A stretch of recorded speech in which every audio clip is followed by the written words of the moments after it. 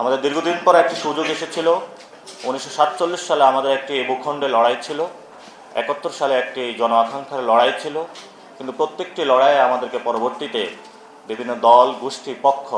যাদের কাছে আমাদেরকে দলদাস হয়ে বাধ্য হয়েছে। এবং আমাদের সামনে 1990 সালেও একটি সুযোগ এসেছিল যে 1990 সালের মধ্য দিয়ে তিনটি দল নিজেদের মধ্যে একটি চুক্তি করেছিল, যে চুক্তি থেকেও আমরা বাংলাদেশের মানুষকে সে আকাঙ্ক্ষার কোনো প্রতিশ্রুতি বা দিতে ব্যর্থ হয়েছি। কিন্তু 24-এর যে গণ অভ্যুত্থানের মধ্যে আমরা যে নতুন একটি স্বপ্ন পেয়েছি, সেটা আমরা বলে থাকি বাংলাদেশে যে সংবিধান স্বৈরতান্ত্রিক সংবিধানের কারণে আমরা আমাদের 2000 ভাইকে হারিয়েছি, 50,000-এর উপরে ভাইকে তাদের অঙ্গহানি হয়েছে, এখন হসপিটালে কাতরাচ্ছে। আমরা মনে করি বাংলাদেশের আগামীতে এই ধরনের কোনো রক্তপাত আমরা চাই না, যে রক্তপাতের মধ্য দিয়ে কোনো মায়ের বুক খালি হবে, কোনো বোনকে আমরা হারাবো, কোনো ভাইকে আবার আমরা হারাবো। যে প্রান্তে আমরা বর্তমান বাংলাদেশে দাঁড়িয়ে রয়েছি, জিওপলিটিক্যাল স্ট্র্যাটেজিকে আমরা দেখেছি যে বাংলাদেশ নিয়ে বিভিন্ন জায়গায় ষড়যন্ত্র হচ্ছে, এবং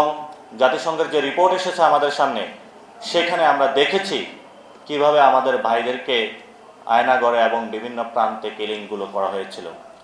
আমাদের সামনে সেই রিপোর্টগুলোতে স্পষ্ট হয়েছে রাজপথে আমাদের ভাই বোনদেরকে কীভাবে প্রতিনিয়ত হত্যা করা হয়েছে গত 15 বছর জুড়ে। আমরা সেই রিপোর্টগুলোতে দেখেছি বিভিন্ন রাজনৈতিক দল, বিভিন্ন পক্ষ গোষ্ঠী যারা বাংলাদেশের জনগণের পক্ষে দাঁড়িয়েছিল, তাদেরকে অগণতান্ত্রিকভাবে নির্বিচারে রাজপথে হত্যা করা হয়েছিল। কোটি মানুষের আস্থার ভালোবাসায় 11 বারের মতো দেশের 1 নম্বর রেফ্রিজারেটর ব্র্যান্ড ওয়ালটন। কিন্তু আমরা এই রাজনৈতিক যে লড়াইটা মণ্ডলটা রয়েছে, এই মণ্ডলের বাহিরে যখন আমরা আমাদের সোসাইটির দিকে তাকাই, সেই সোসাইটিতে বর্তমান আমাদেরকে সেই ব্রিটিশরা যেভাবে হিন্দু মুসলমান দাঙ্গা বাঁধিয়ে আমাদের পৃথক করে রাখা হয়েছিল, বর্তমানে আমাদেরকে আজকাল এই সময়ের মধ্যে হেফাজত, জামায়াত, বিএনপি বিভিন্ন মতাদর্শ ভিত্তিক আমাদেরকে এই সমাজকে বিভাজিত করে রাখা বিভিন্ন জনকে ট্যাগিং দেওয়ার চেষ্টা চলছে। আমরা এই বর্তমান পরিস্থিতিতে মনে করি ছাত্র সমাজ উদ্যোগে জাতীয় নাগরিক কমিটির যে একটি দল আসতেছে, সে দলটি একটি মধ্যপন্থার দল হবে, যে দলটি একটি বাইনারি কোনো প্রসেসের মধ্যে থাকবে না। কোনো মতাদর্শিক যে বিভাজন রয়েছে বাংলাদেশের মধ্যে, আমরা যে মতাদর্শিক বিভাজনগুলোর মধ্যে বিভিন্ন জায়গায় দেখতে পাচ্ছি যে প্রতিনিয়ত মানুষের খুন হচ্ছে, এবং মানুষের মধ্যে সামাজিক যে আমাদের একটা হারমোনিয়াস দীর্ঘদিন ধরে আমরা লালন করে যাচ্ছি, সেগুলো ভেঙে পড়ছে। আমরা সামাজিক যারা বুদ্ধিজীবী রয়েছেন, সামাজিক যারা গোষ্ঠীগুলো রয়েছেন, পারিবারিক মণ্ডলে যাদের চর্চাগুলো রয়েছে এবং রাজনৈতিক পরিমণ্ডলে যাদের চর্চাগুলো রয়েছে, আমরা সবাইকে বলবো আসুন সামাজিকভাবে আমাদের যে ঐক্যের জায়গাটা, আমাদের ঐক্যের জায়গাটা গড়তে হবে, এবং রাজনৈতিকভাবে এই ঐক্যের উপরে ভিত্তি করে যে মানুষগুলো আহত হয়েছে, শহীদ হয়েছে, তাদের বিচারের দাবিতে রাজপথে আমাদেরকে অবস্থান নিতে হবে। এই গণ অবস্থানের মধ্য দিয়ে এই ইলেকশনের পূর্বেই আওয়ামী লীগের নিবন্ধন আমাদেরকে বাতিলের দাবিতে রাজপথে ঐক্যবদ্ধভাবে লড়াইয়ে সামিল হতে হবে। আমরা যদি আওয়ামী লীগকে এই নির্বাচনের আগেই তাদের যদি নিবন্ধন বাতিল করতে বাংলাদেশের মানুষ সচেষ্ট না হয়, তাহলে এই যে আমাদের আপকামিং যে নির্বাচন রয়েছে, জনগণের সামনে গভীর সংকট অপেক্ষা করছে। আমরা মনে করি বাংলাদেশকে একটি সিভিল ওয়ারের দিকে ঠেলে দেওয়া হবে। এই জন্য সরকার এবং যারা আমাদের বিশেষত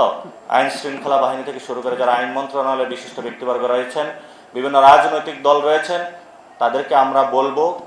কোনো দল বা পক্ষ গোষ্ঠী এবং যারা দোষর রয়েছিল,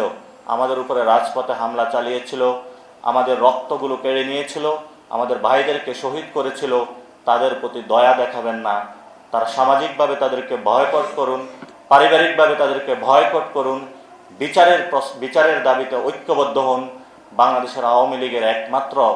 সমাধান হলো তাদের বিচার প্রক্রিয়ার মধ্যে যেতে হবে, এবং বিচার প্রক্রিয়ার মধ্যে দিয়ে গেলে যারা খুনের সাথে সম্পৃক্ত ছিল, ইতিমধ্যে আমাদের সামনে অনেকগুলো ইন্টারন্যাশনাল ফোরামের রিপোর্ট এসেছে, সেই রিপোর্টগুলো অনুযায়ী তাদেরকে দ্রুত বিচারের আওতায় আনতে হবে। এবং আওয়ামী লীগ যে ব্যানারটি রয়েছে খুনের দায়ে গণতান্ত্রিক প্রক্রিয়ায় তাদেরকে বাংলাদেশ সরকার যারা রয়েছেন তাদেরকে বলবো দ্রুত গতিতে তাদের নিবন্ধন বাতিল করুন। কারণ গণতান্ত্রিক প্রক্রিয়ার মধ্যে খুনি কোনো ব্যানার যদি থাকে, তাহলে আমরা মনে করি খুনি হাসিনার বিচার এবং আওয়ামী লীগের ব্যানার, এই দুইটি যদি আগামী নির্বাচনে আমরা সুরাহাভাবে সমাধান না করতে পারি,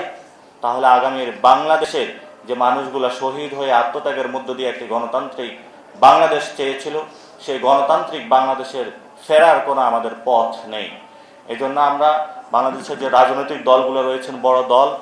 আজকের এই দিবসে দাঁড়িয়ে আমাদের সেই শপথ হোক যে আমরা আমাদের যে স্বৈরাচারী ভিত্তিমূলগুলো রয়েছে পারিবারিক সোসাইটিতে এবং আমাদের যে জিওপলিটিক্যাল স্ট্র্যাটেজিক জায়গাগুলো থেকে আমাদের বিভিন্ন ফরেন ইন্টারভেনশনগুলা, তাদেরও যে একটি স্বৈরাচার বৃত্তি মনোবৃত্তি আমাদের উপরে প্রতি মগজে মনে নেয়, আমাদের কালচারাল জায়গা থেকে আমাদের উপরে চেপে বসেছে, যদি আমরা এগুলো প্রতিহত করতে না পারি, তাহলে আমরা মনে করি বাংলাদেশের যে স্বাধীনতার মুক্তি সংগ্রাম আমাদের শুরু করেছিলাম সে 1947 সালে, 1971 সালের লড়াই, 90-এর লড়াই, 24-এর এই লড়াইয়ের মধ্য দিয়ে যদি আমরা আমাদের কাঙ্ক্ষিত স্থানে পৌঁছতে না পারি, তাহলে এই লড়াইটা ব্যর্থ হবে মনে করি।